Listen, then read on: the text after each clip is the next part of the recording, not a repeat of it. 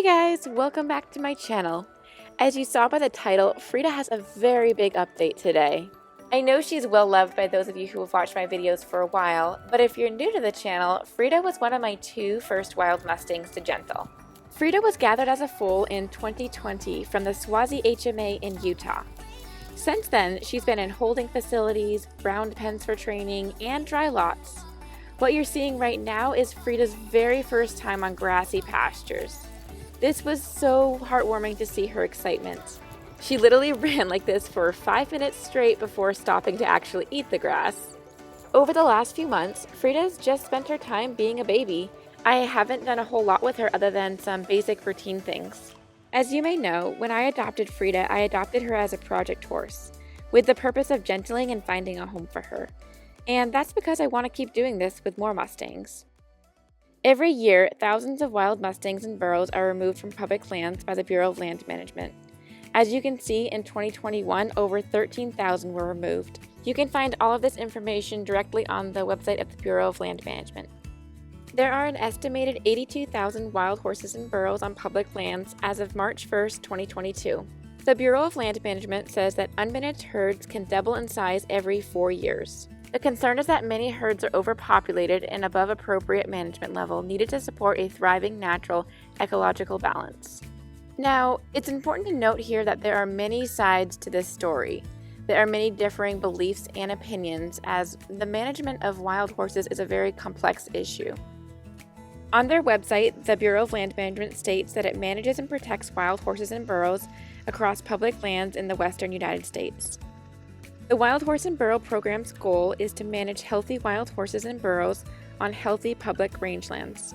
Trap sites are set up on the range, and from there the horses are sorted by age and gender. There is a lot of controversy around these gathers, and I think it's really important to do your own research before formulating an opinion. These are highly complex issues and cannot be simplified to simply one side against the other. After the roundups, the horses are sent off to holding facilities.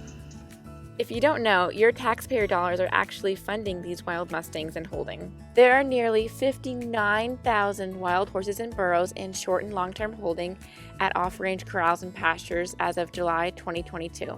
Compare that to the estimated 82,000 that are currently wild. As I understand it, the off-range corrals are where the Mustangs that are made available for adoption go to.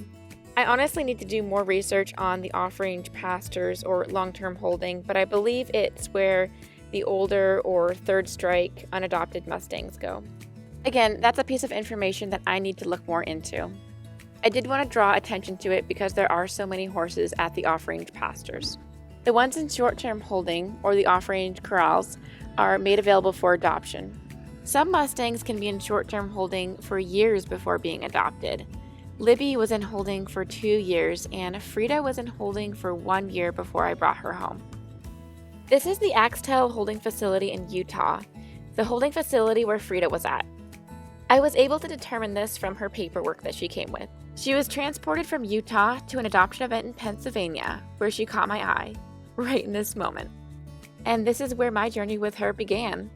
If you haven't seen her playlist, definitely check that out, and I'll link that in the description below. She was probably very, very young when she was gathered. From her capture to the holding facility to being transported across the country to the adoption event to going home with me and receiving training, and then finally getting on grass. This makes her joyful reaction a little bit more understandable. Regardless of your stance on wild Mustangs being gathered from public lands, the reality is that there are thousands of Mustangs still in holding waiting to be adopted. When I adopted Frieda, she was a 13-hand yearling and a bay. Not exactly desired traits by horse people. If I had passed her over, chances are that she would still be in holding today. Frieda was given a second chance, and it's been so fun to see the horse she's becoming. She was a wonderful first Mustang for me to learn on.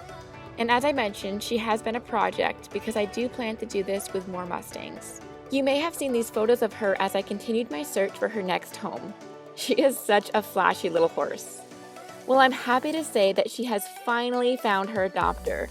And actually, this person has been interested in her for months. I hope you've enjoyed watching Frieda's journey, and if you have, give this video a thumbs up and subscribe so you don't miss out on seeing the journeys of other wild Mustangs as they make that transition from wild into domesticated lives. I really appreciate your support and thank you so much for watching. Have a nice rest of your day.